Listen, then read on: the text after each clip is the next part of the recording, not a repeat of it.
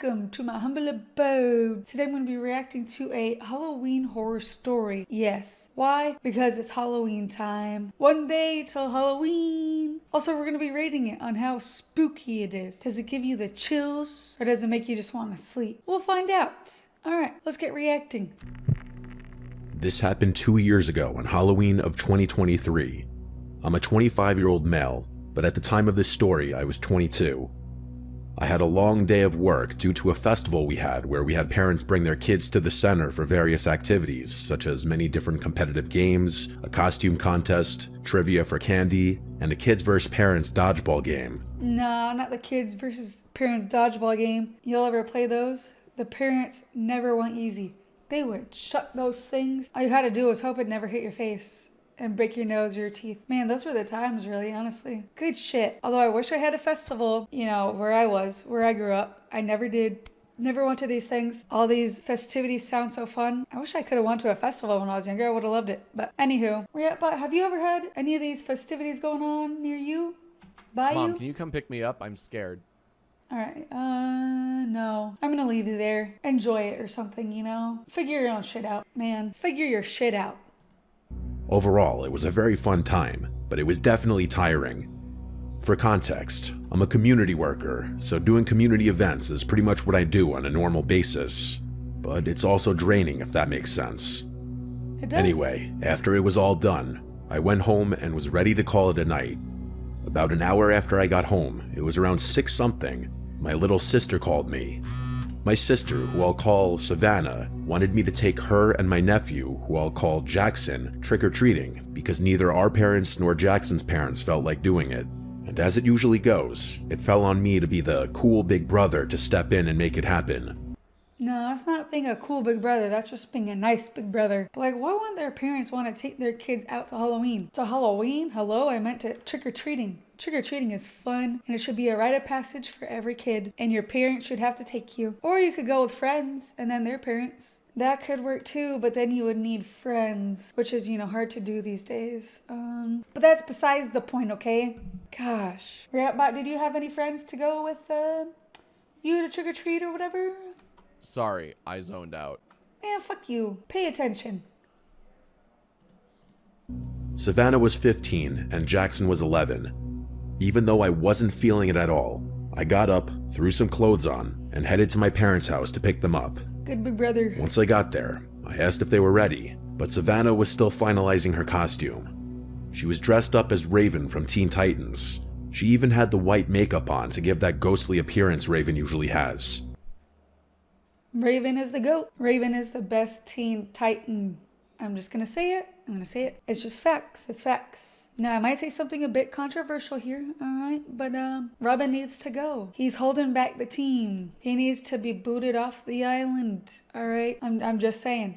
Alright, just saying. Do y'all like Robin or whatever? Do y'all like, who do you even like for Teen Titans? Do you even watch it? Have you even seen it? That's my question. Let me know down in the comments below. Jackson was dressed as Sub-Zero from Mortal Kombat. Once Savannah was done, we got in the car and were on our way. I took them to a pretty busy neighborhood to make sure they got as much candy as possible. Upon arrival, we started going from house to house. Everyone we ran into was friendly and had plenty of treats to hand out. There was even one house where an older man gave them each a hot dog and a soda. He said every year for Halloween he doesn't hand out candy. He grills food instead because he'd rather give kids something with protein since it's good for the body. Honestly, we probably need more people like that. Bruh, what? This man hands out hot dogs and soda on Halloween? Are you serious? W-mans? The parents don't even need to feed their kid that night because they're gonna be like, oh sweetie, we're gonna go to Mr. X's house and he's gonna give you a hot dog and a soda and that's gonna be your dinner for the night. I mean, that's free dinner for your kid. Shit. Honestly, I would go to that house, trick or treat, even at my old age, and be like, trick or treat. And I mean, honestly, I'd just be there for the soda because I don't like hot dogs, but W-mans, you don't even have to feed your kids that night. He feeds them for you. What a nice man, though. God damn. W. Have you had anything like that happen to you, Ratbot? Scratch that. Reverse it. What?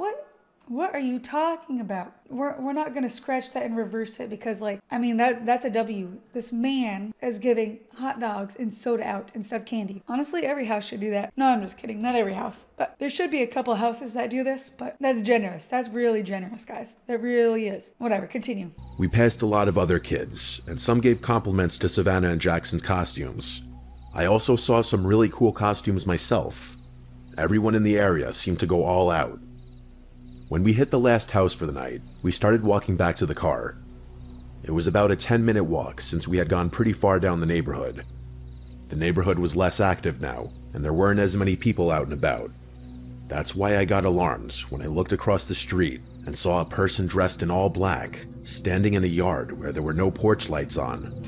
I'm surprised I even noticed them at all, but I tend to always pay attention to my surroundings. Pay attention to your surroundings no matter what. Doesn't even have to be on Halloween, but every day, every night, pay attention to what you're doing, where you're going, who's around you. Never let your guard down because there are crazy people out there for sure. When I looked closer, it seemed like the person was wearing a hooded cloak with an all-black outfit and a mask because I couldn't see their face at all. I honestly couldn't tell if it was a man or a woman. Whoever it was, they appeared to be looking at us. I told Savannah and Jackson to stay close to me and said, "There's a suspicious person across the yard. Look, but don't stare." Don't be suspicious. Don't be suspicious. Sorry, I just had to get that out there. I said that so they could see who I was talking about without encouraging the person to approach or follow us. Jackson laughed and thought it was just someone trying to scare people walking by. Savannah, though, looked noticeably worried. Now, just to add some context, I was carrying a backpack with a Glock inside, and Savannah knew this. So when I told them to stay close, she probably realized I was being serious. Jackson was clueless. He's too young for me to tell him that I carry a real gun. As we were walking away, it looked like that person was still watching us, even though it was hard to tell in the dark. We were getting closer to the car when I suddenly heard heavy footsteps behind us, like boots hitting the concrete. Oh, that's the person. That's the person following you. There's a person following you. Always stay strapped or at least have some sort of protection. Bring it back with you if need be and be like, hey, butt up. Anyway.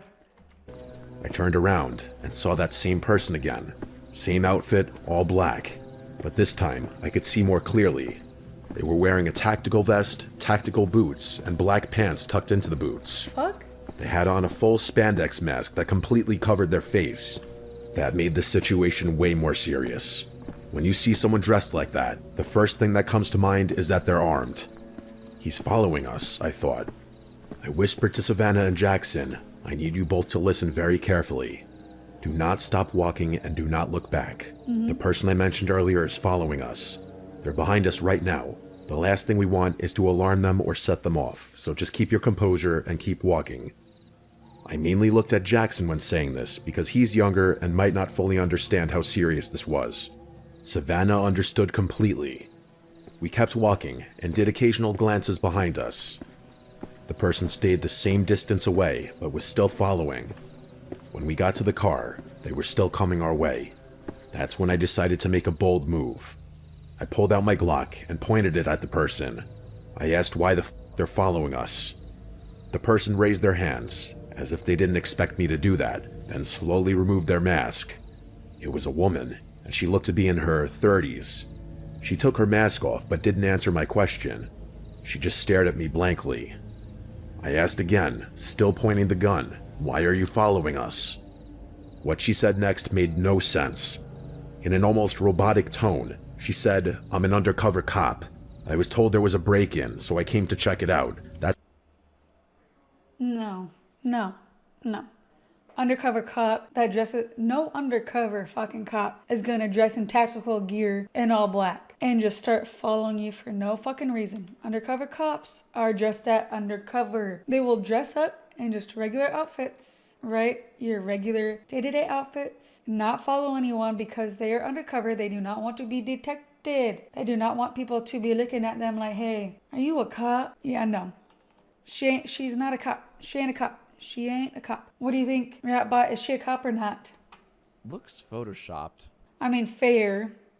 Fair. Okay, fair. That's why I was standing outside that house. But when you looked at me funny, I assumed you were the one who did it. so it would be wise to lower that weapon, or I could have you arrested for threatening an officer of the law. I hesitated, Oh, no, shut the fuck but up. then lowered my gun. Man, do not. All right, if you're in this situation, do not lower your weapon, whatever it may be. All right, whether it be like a handgun or like a bat, a knife, whatever. Do not lower your weapon for someone like this. They could just be shitting around, playing around, but chances are they could be actual crazy people, and you never want to put your weapons away. Ample opportunity to attack you. Never do that. And also, all right, keep your weapon keep your weapon raised, right? If you got a bat, keep it raised. Ask this woman for her badge number and her name. All right, badge number and name. If she doesn't give it to you, call 911. But don't look away from her. Don't look away, because they might run away or attack you. All right, but never lower your weapon for these people, ever. That's not an undercover cop. What else was I supposed to do? I didn't want to risk an arrest or ruin the kid's night, but her story didn't make any sense. She claimed she got word of a break-in, so why would she just stand outside facing away from the house?